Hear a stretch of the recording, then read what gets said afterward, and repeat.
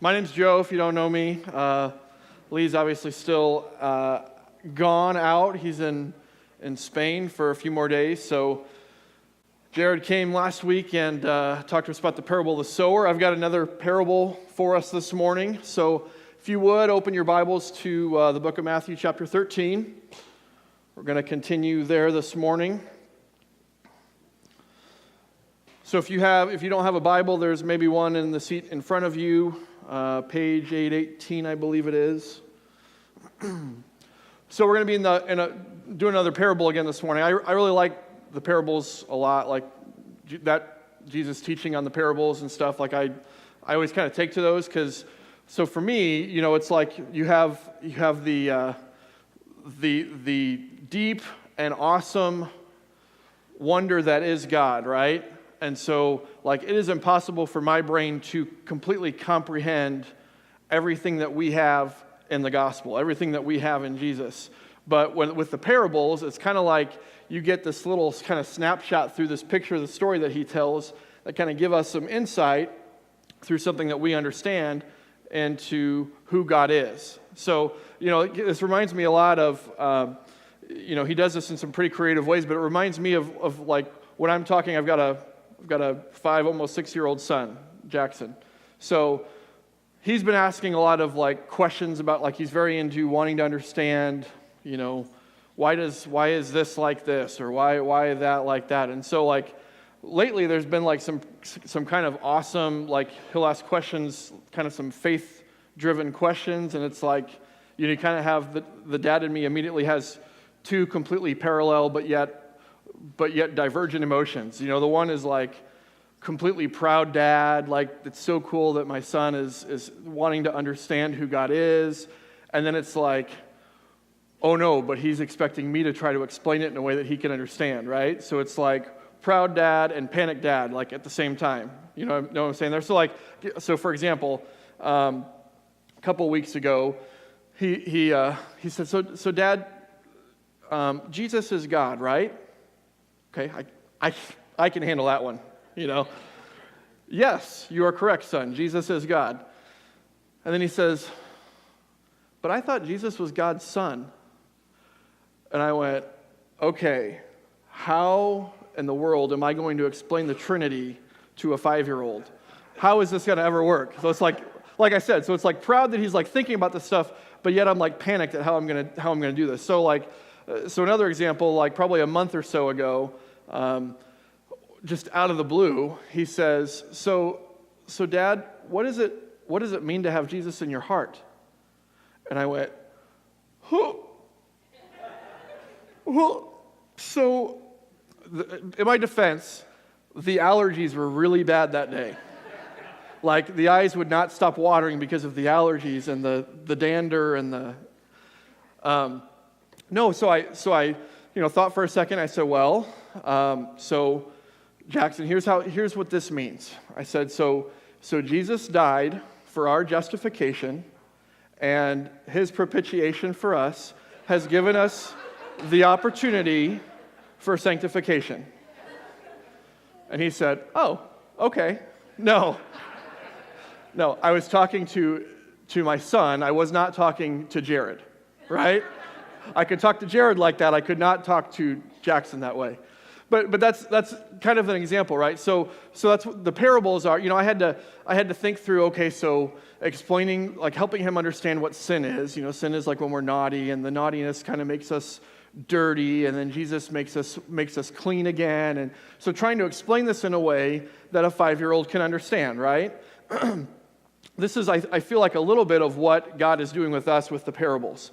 Is, Jared talked last week about, like, though seeing they don't see, and though perceiving they don't completely understand. And I think, and obviously it's in God's word, it's completely correct, but it's also to those who he is choosing to reveal himself, he's doing it in a way that they can understand. He's giving them a picture through something that they know, so that if God's going to reveal a truth to them, he can reveal it in a way that they will understand. That makes sense? Like that? So that's what we have in Matthew 13. So if you would, follow along with me as I read. We're going to be starting in verse 24 We're going to be talking about the wheat and the weeds this morning. So in verse 24 it says, "He put another parable before them, saying, 'The kingdom of heaven may be compared to a man who sowed good seed in the field. But while his men were sleeping, his enemy came and sowed weeds among the wheat and went away. So when the plants came up and bore grain, then the weeds appeared also. And the servants of the master of the house came and said to him, Master, did you not sow good seed in your field? How then does it have weeds?' He said to them, 'An enemy has done this.' So the servants said to him, 'Then do you want us to go and gather them?' He said, 'No, lest in gathering the weeds you root up the wheat along with them. Let both grow together until the harvest, and at the harvest time I will tell the reapers, gather the weeds first and bind them in bundles to be burned, but gather the wheat into my barn.'" Skip down to verse 36. Then he left the crowds and went into the house, and his disciples came to him, saying, "Explain to us the parable of the weeds of the field." He answered, "The one who sowed the good seed is the Son of Man. The field is the world, and the good seed is the sons of the kingdom. The weeds are the sons of the evil one, and the enemy who sowed them is the devil. The harvest is the close of the age, and the reapers are angels. Just as the weeds are gathered and burned with fire, so it will be at the close of the age. The Son of Man will send his angels, and they will gather out of his kingdom all causes of sin and all lawbreakers, and throw them into the fiery furnace. In that place there will be weeping and gnashing of teeth. Then the righteous will shine like the sun in the kingdom of their Father. He who has ears, let him hear." Let's take a moment and pray, and then we'll kind of dive into this morning. Heavenly Father, God, I praise you for your word. I thank you that Lord, you, the God of the universe, desire to reveal yourself to us, just normal people. God, I thank you that, God, in your word, you teach us in ways that we can't understand and give us glimpses of who you are. And God, I thank you because as we'll see this morning, God, you are a holy God and a God who is looking forward to the day when we will be joined with you for the harvest. God, I praise you for that. I look forward to that day, God, where we can share in that time with you. And God, I pray for all of us this morning, Lord, that we will learn more clearly what that means. And God, I pray for anyone in this room that maybe doesn't know who you are, God, that you will reveal your truth to them this morning. It's in your name that I pray. Amen. Okay, so as we look at this, we see a few different things. The main thing that, I guess the main point, main idea I think that Jesus is trying to get across to his followers is number one, that there is going to be a harvest, right? The harvest is coming. There will be a harvest. There will be a point in time where there is a harvest. and at the harvest, they're going to collect and separate all the things that are bearing fruit and all the things that are not. And those two things will be handled in different ways. So as we look at this, one of the reasons that I enjoy getting to have a parable this week is because it reminds me how inadequate I can be when I'm trying to teach. So I love how Jesus can tell these parables, these analogies, and every single facet of the analogy makes sense and works and has a specific purpose, right? That is like the anti-me.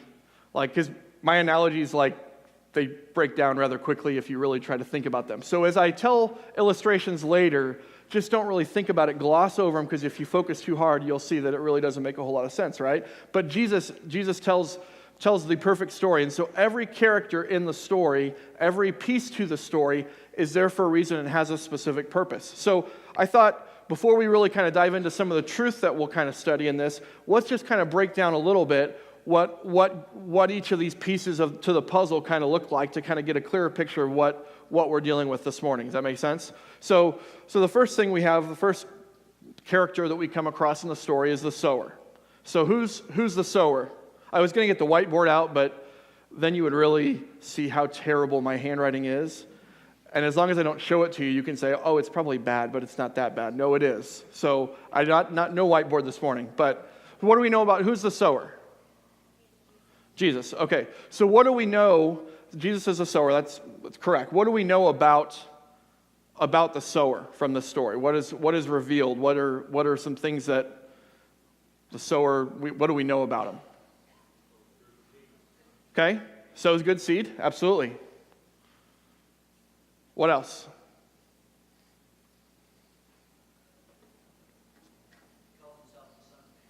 Okay.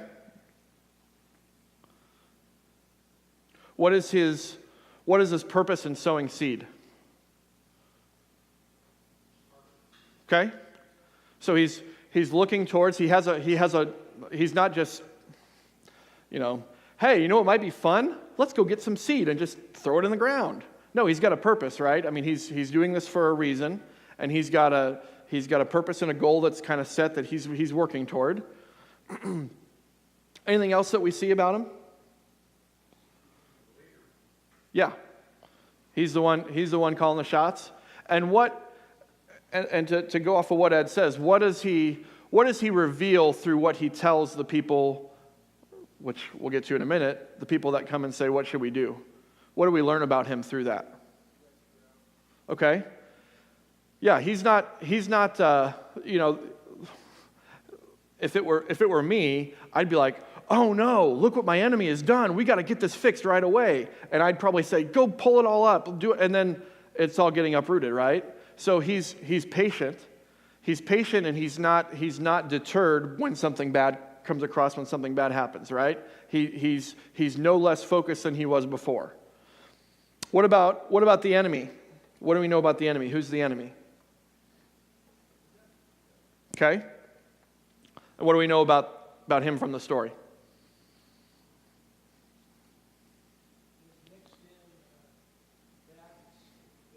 Okay. So the sower, he's kind of the opposite, right? So Jesus is a guy who sows good seed in the field, and the enemy comes along, who's the devil, and he comes along and he sows bad seed in the field, right? What else? Anything else that we know about him? Yeah. So he's cunning, right? And so whereas we talked about the sower, and the sower's purpose is to get to the harvest, what is the purpose of the enemy? Okay. So, I've heard, I don't remember who it was, some pastor that I listened to somewhere, I don't remember who it was. He would, whenever he referred to Satan, he said Satan basically has two goals in life. One, if you don't know who Jesus is and you haven't trusted in him for your salvation, then his goal is that you never, ever will. So his goal is to frustrate you from becoming a Christ follower, to make you think that you don't need God, to make you think that you can do it on your own and that you don't need Jesus. That's goal number one.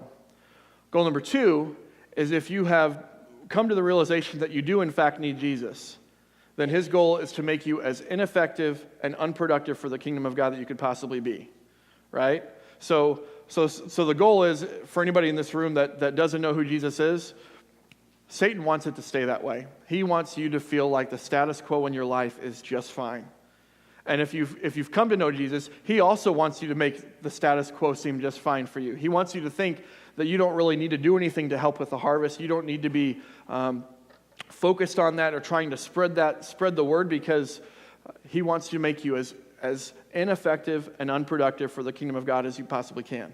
Make sense? So what about the good seed? What do we know about? So we have the two opposite characters in the story. Let's focus in on the seed. What do we know about the good seed? What is the good seed? Harvest, okay. Exactly. Followers of Jesus. And so what is the goal or the purpose for them? Okay. And how does that happen? Okay. Yeah. So if they're good seed but they don't produce fruit, then they aren't. The whole reason they're there is to produce fruit, right? What else does it? Talk to me about the. Hey, I'm a city boy. I don't know much about farming. So tell me, does Jesus go out and plant the seed, and then go to sleep, come back out tomorrow and grab the harvest, collect it, come back the next day, plant more seed, come back the following day, grab that harvest. Is that how it works? No, right? Does it take some time? Like there's some work involved, and this doesn't all happen. Rome is not built in a day, and neither is wheat, right? What about the bad seed? What do we know about the bad seed?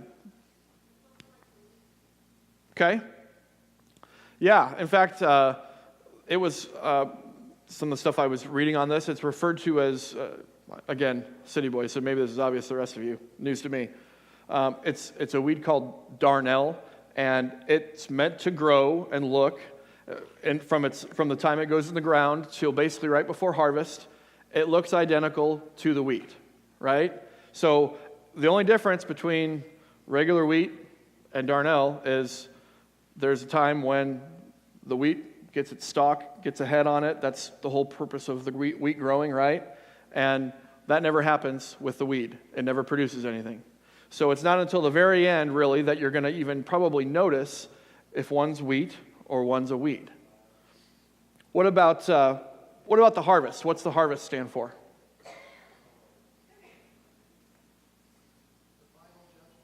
Okay, the end of the age, right? When God finally sets everything as He wants it, right? Comes back and separates the wheat from the weeds, or separates the good from the bad, those that are bearing fruit, those that are not. And what's He do? What happens? The good, what does He do with the good? Okay? Puts it in the barn, takes it to the storehouse, but the bad, what's He do there? Binds it together, throws it in the fire to burn up, because it's really the only purpose it has. It's worthless. So, a couple conclusions that we can draw based off of what we kind of just said, okay? So the first one there, and it's in your notes, is that growth is fostered by allowing the sower the freedom to cultivate the growth. You see, so who was responsible for the harvest? Was it the good seed? Was the good seed the one that was responsible for the harvest in the story? No. It's the sower, right? The sower is the one he's focused on the harvest. He's the one that plants the seed. Like I said, I don't know much about farming, but I do know that if the sower just goes and throws the seed in the ground, and even if it's not an overnight thing, and he just walks back, 3 or 4 months later and expects to see a huge harvest, he's sadly mistaken. No, he's going to do things all along the way to do whatever he can to maximize the harvest, right? I mean, that's his goal. That's whatever challenges he's facing, his goal is to maximize the harvest. So there's a verse there that I put in your notes. It's John 15, 1 and 2. It says, I am the vine, my Father is the vine dresser. Every branch in me that does not bear fruit, He takes away, and every branch that does bear fruit, He prunes, that it may bear more fruit. I really like kind of the phrasing that he uses here. God is the similar analogy, but in this instance it's a garden instead of a field, and so in this God is the gardener, and God is pruning the vine to maximize the amount of fruit that can grow, right? So what is involved in the pruning? Well, so it says every branch. It doesn't necessarily. When I think of pruning traditionally, I'm kind of focusing on, well, you find the parts that are dead and you cut them off so you don't waste nutrients on the dead stuff, right? That's maybe part of it, but he talks about the beginning part of verse 2 is every branch in me that does not bear fruit he takes away, and then every branch that does bear fruit he's pruning. So how does God prune us? How does pruning happen in our life? Is it just God cutting away dead in our life, or is it more than that? It's actually a lot more than that. It kind of reminds me of, every year I will go out and I'll trim the trees in my yard, right? And my wife, whereas I think I know what I'm doing and I do a very wonderful job when it comes to trimming the trees, my wife would disagree. My wife is always panicked anytime I tell her I'm going to go trim the trees, because she thinks I'm going to cut way too much off. Like, So it's like kind of like the different personalities between myself and my wife, like we just are different. Like if we're ever organizing, like going through our junk that we that piles up, I'm the one that's like, pitch it, trash it, throw it away, burn it, I don't care, get it out of here, I don't want it. And she's like, well, but this is like the thing that has some sentimental value, and so we don't want to throw this away. And I'm just like, pitch it, I don't care. The trees are the same way, only my wife's not attached to them in an emotional, sentimental way. She just wants them to look good, and she thinks that when I get done with them, they probably may not look as nice as if she were telling me which ones I'm allowed to trim and everything else. You know what I mean? So, but here's the deal. Like when it comes to trimming the things, the reason I'm doing what I'm doing, well, a couple reasons. One, I guess, primary reason for me is I don't want to have to be concerned when I'm mowing my yard that I might get decapitated. That's a big deal to me. My wife, not as concerned. No, but I've had tree branches that I've tried to duck under and thought I was clear, like snap my neck back and kind of give me whiplash, right? Like if I forget to wear a hat, it's sparse up here, so it's like if I get stabbed, it'll be visible to everybody, right? So that's a priority to me. That just is how it is. But the other reason, it's probably just as important of a reason, maybe, is our trees are not, they're not 30-year-old trees. Actually, Shane was just telling me that he had a branch fall, and it's like this huge branch. A branch that's this big around is like my tree trunk. So that's the trees in my yard aren't that big, so it's like all small stuff. But so what I'm wanting to do is I'm wanting to promote the tree to grow and to grow upward, right? I don't want all these things that are going to grow down and poke me and stab me in the head. I want the tree to grow upward so it can provide shade and can give us the coverage that we want, have the tree grow to maturity and be full and everything else. So I don't have any problem trimming the stuff down low because I know that it's just going to grow up higher, right? So I remember at our old house that we used to live at, we moved into the house just after it was a couple years after it was built. So the trees were tiny. The trees were, I could stick my one hand around the entire tree with ease, right? So this is kind of when this issue started between my wife and myself, because we didn't really have a whole lot of branches on the tree, period. Like there was one place where if you stood in my yard, depending on where you stood, you see kind of the left side and the right side of the tree, and that kind of changes as you move. So if you stood at the right angle, we had a lot of growth coming out over here, and we had this on the other side. It looked really out of balance. But the problem was the lowest branch on the tree, the one that was literally this tall, that I could not, it was not easy to walk under, was on that side. So for years, I was like, can I get the one? Can I get the one branch? No, it's going to look stupid. It's going to be one thing shooting out of the side. You can't do that. You got to leave it more full. But I knew that it would grow. Eventually, other things would grow, and I'm wanting to, what my wife would call the imperfect gardener that I am. I'm wanting to promote growth in certain areas in order to get the tree to grow the way I want it to, right?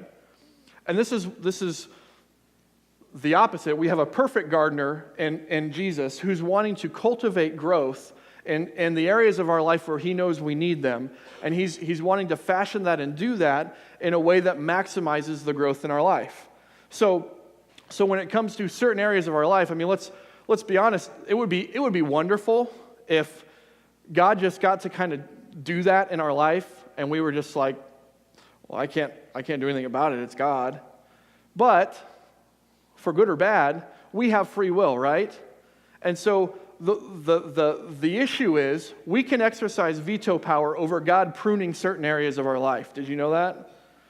We can, I feel like the Christian life sometimes is a battle for us, in choosing to follow Christ. We have abdicated the throne of our life.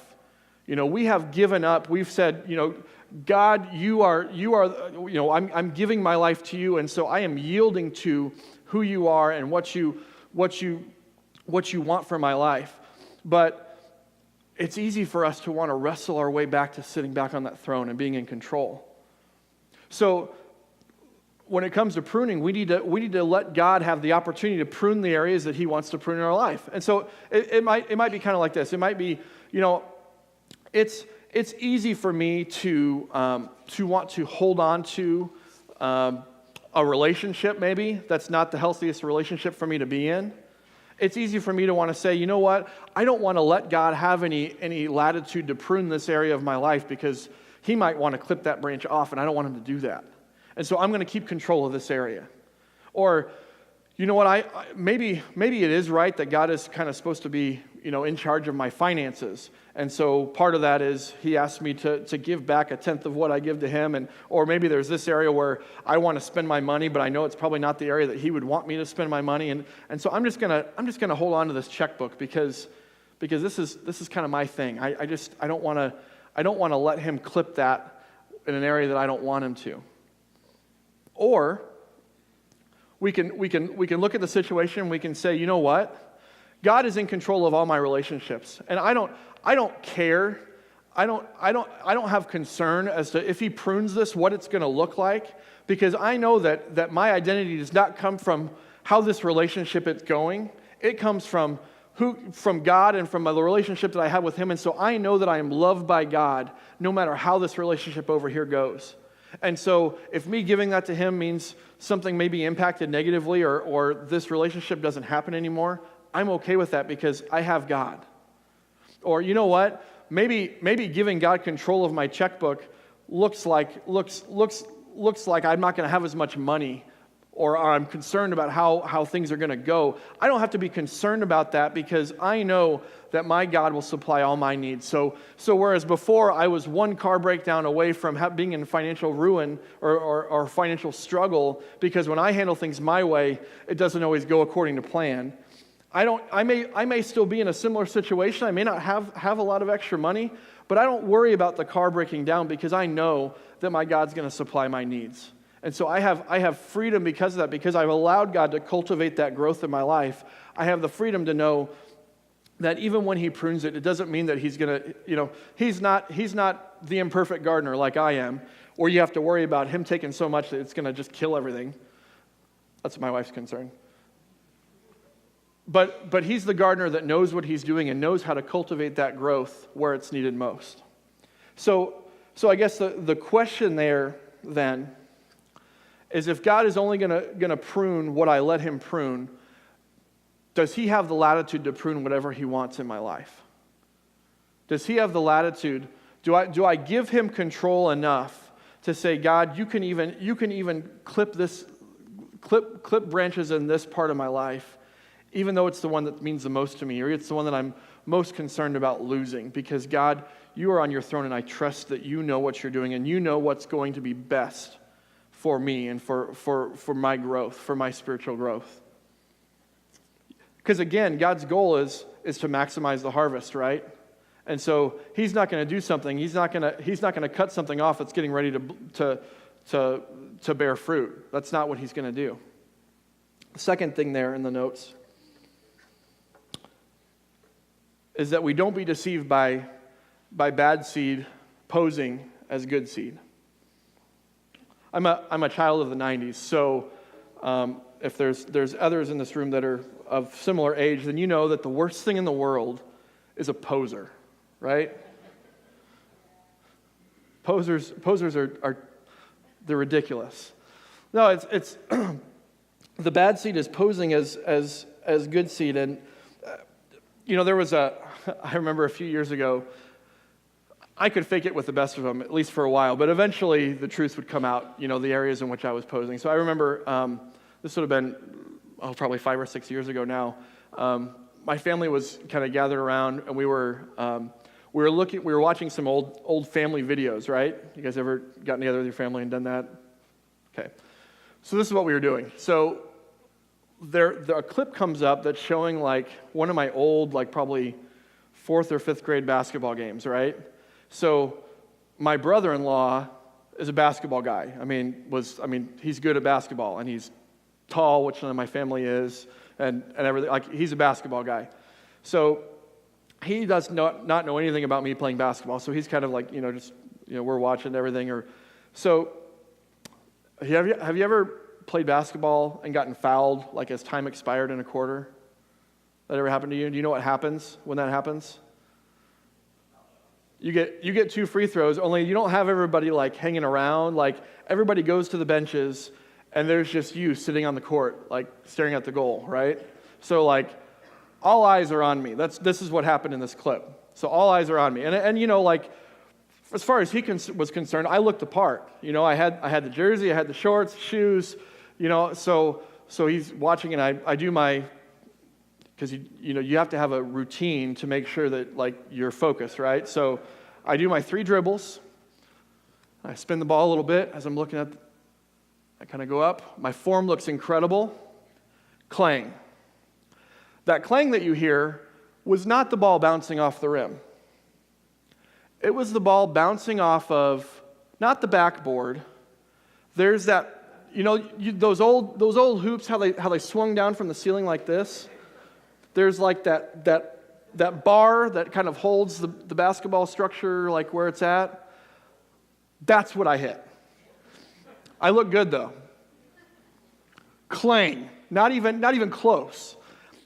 You should have. I was worried. Like he was laughing so hard he couldn't breathe. Like it was bad. Like he's just like, you looked like you knew what you were doing. I could fake it for a while, but at some point, the fact that the shot is being shown, my true colors are going to be coming forth. Right? Bad seed can pose as good seed for a while, but eventually, the truth is going to come out. And let's be honest. I mean, in our culture, people are faking it all the time. Fake it to make it, right? People are pretending like they have it together. They're pretending, and the church is no better. I mean, let's be honest. People, we can be screaming and yelling at each other the whole time in the parking lot, but the second that we get out of our car, walk in the doors, hey, good morning, beautiful morning, isn't it? Praise Jesus. But kids, I told you, stop doing that. We've all been there, right? We can fake it for a while, but eventually the true colors of who we are is going to come out. Look at that verse there, a couple of chapters back in Matthew 7. It says, "Not everyone who says to me, 'Lord, Lord,' will enter the kingdom of heaven, but the one who does the will of my Father who is in heaven." There are plenty of people sitting in churches all across this country, all around the world, who are maybe even relatively consistent in coming to church. They may look the part. They may throw some money into the plate when it's passed. They may do all those things. If you look at them, you'd say, yeah, they've got to be a follower of Jesus. I mean, look at them. They come here. They even pray. But the truth is, the bad seed can only pose as the good seed for so long before the truth is going to come out. So, has anybody ever gone mushroom hunting? You know what I'm talking about? So I didn't know anything about this, but my wife's family's from Missouri, so I lived down there for several years, and that's like a big thing down there. I was never really into mushrooms, so it was kind of just like whatever. But so you basically you go out into the country and you just walk around and look around like trees and stuff, and you find these mushrooms that you can cook. You can pluck and put them in a bag and take them home and cook them and eat them, right? And it's apparently they're so delicious, and you don't have any idea how awesome they are and everything else. So here's my thing, okay? So you have the mushrooms, and most of the mushrooms are 100% probably delicious and safe and good. You cook them, you eat them, no issues. Then you got different types of mushrooms. There's some that are kind of more rare, but you do the same thing with those, and you're gonna feel sick. I was even looking at. Part of my sermon prep was looking on websites to try to figure out how to distinguish between the two, right? And they're yeah, these ones may shut down your organs. These ones might kill you. And I'm seriously? I thought maybe you just didn't feel good for a while. I didn't think it were that. So the thing about this that just I cannot understand is the ones that are safe to eat and fine and probably the only ones you're going to come across as you look and everything they look almost identical to, oh, they might kill you. So, probably fine, but might kill you. Am I missing something? Like it just seems like that's not, the fact that they taste good makes it like, I don't care. I can eat something else that tastes good, right? Not worth it to me. Maybe it's just because I don't know, and maybe you can actually like really identify if you really know what you're talking about, but like, that's not something that you want to trial by error learn, right? But and it's a big thing. So at some point, the bad seed is going to get exposed for what it does, and it may, like a bad mushroom, make you really sick, whatever. But as we look toward the harvest, eventually the bad seed is going to be revealed. Its true colors are going to come to light. Its true colors are going to be revealed, and it's going to be revealed as being worthless, being not having any value to the sower, right? The last thing is that the growth of the good seed and the bad seed is separated by one characteristic.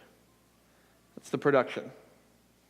So as a quick pause and aside, while this wasn't intended at all, and Jimmy's not here this morning, but it would be completely for his benefit, you had the let me go back. You had the posing. That was the last thing, right? You have the production. I don't remember what my P was on the first one, but there was a P there. And I was like, I didn't even try to do this. Jimmy would be so proud of me. But the production. At the end of the day, there's only one difference between the good seed and the bad, and that's whether or not they're producing the fruit, right? It's whether or not there's production there. In the end, the wheat was produced or it wasn't. You know, the goal, the whole point of the seed being in the field, the reason it's there is to bear fruit for the harvest, and so the only thing that matters is the harvest. Jesus as a sower, he understands this, and he's solely focused on the harvest. He's an expert, and he will maximize what the field can produce. He's going to do whatever he can to make sure the harvest goes well. The enemy, on the other hand, is going to do whatever he can to ruin the harvest, even when there's good seed out there. He's going to do what he can to sneak in and put the bad seed right where all the good seed is. And he's not just going to put bad seed. He's going to put the seed that looks just like the other stuff, because maybe they won't know it apart. And maybe they'll try to pull up some of the good stuff while they're trying to pull up the bad. And so he's doing whatever he can to frustrate the harvest. And even when he seeks to confuse it and frustrate it, Jesus is wise to know what the seed truly is, what the seed is really going to produce, or if it's going to produce anything at all. He has the wisdom to know how to respond so that the harvest is undisturbed. He knows what good seed looks like and how it will look in the end. He knows what for us as the seed, we need to then, similar to Jesus, we need to be focused on the harvest and focus on what we can do to bear fruit and to maximize. And to understand and have a realization that the harvest is the whole reason that he has put us on this earth. He has put us on the earth to grow and bear fruit. And so we have this opportunity to look toward the harvest and to know that the harvest is coming, and there will be a day where, as it says there at the very last couple verses, then the righteous will shine like the sun in the kingdom of their Father. You know, there is a day coming where we will be gathered with the other Christ followers, and we will be able to bask in the joy of the Son. And it will be an awesome and a glorious time. And so we need to have that with us all the time. Because I'll be honest, like, as I go throughout my day, I am not focused on the harvest like I should be. I am not focused on that day when I will get to be and abide with Jesus. As much as that should affect and impact every area, every single thing I do, I don't think about that enough. The verse in Colossians there, Colossians 1, starting in verse 9, it says, "And so from the day we heard, we have not ceased to pray for you, asking that you may be filled with the knowledge of his will and all spiritual wisdom and understanding, so as to walk in a manner worthy of the Lord, fully pleasing to Him, bearing fruit in every good work, and increasing in the knowledge of God. May you be strengthened with all power according to His glorious might, for all endurance and patience with joy, giving thanks to the Father who has qualified you to share in the inheritance of the saints in light. You see, when our focus is on the harvest, we don't mind being pruned. We don't mind the idea that God is going to come in and clip the areas where He wants to maximize our growth. When we're focused on the harvest, we don't mind when the storm comes rolling through, because we know that the rain that's produced in that storm is going to grow us and further the harvest. We don't mind when we're focused on the harvest, days like today, yesterday, probably the next week and a half from what it looks like, where the sun is just going to bake and we are going to cook, because we know that sun is growing us and getting us closer to the harvest. And so we don't care, because we realize that everything is bringing growth, and the culmination of that is the harvest. It culminates with God saying, as Paul wrote in verse 12 there, "You are qualified. Come and share in my kingdom." That is the ultimate. That is the thing that as Christians we should celebrate every single moment, and we should focus and let that capture our hearts and our minds, because when it does, that is when we will see growth like we've never seen in our life before. As we close out of time, I've got a couple of questions. I just want to ask you, or I don't want to ask you. I want you to ask yourself, and I want you to think about, as we're talking about the good seed and the bad seed. The first one is pretty obvious. Which seed are you? Which seed are you? And I say that with respect, but in all honesty, like being real with yourself, what kind of seed are you? And whatever you answer that question, my quick follow-up to that would be why? Why do you say that? Why do you answer that way? Because here's the thing that I fear. If the reason that you're answering the way that you are has anything to do with you, there's a lie that Satan has been sowing in your life, and he's been sowing throughout all of history, that makes you think that I'm okay. I've got this. I can do this. And I, again, with all respect, I want to tell you that there is more. There is something so much greater than doing it on our own. And so if how you're answering that question, or how you evaluate whether you are a good seed, it has anything to do with you, let's be honest. The seed can do nothing. Seed can sit in my hand and never do anything. So the seed has nothing to do with its own growth. It's not until the sower plants it, and the sower waters it, and the sower cultivates the soil, and the sower exposes it to light, that it can do anything. And so I would submit that if anything that you say has to do with you, consider that maybe that's not going to be the way that what you want to hold on to in the end.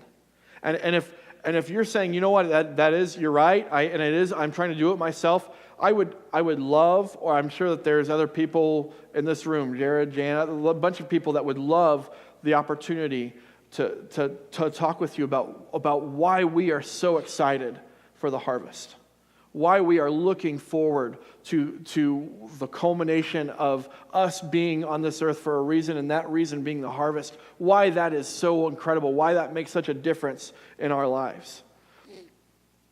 For those of you who feel like you would call yourself a Christ follower, and you would say, I am good seed because of what Jesus has done, I would just ask you this one question, and that's, what does God have the opportunity to prune in your life?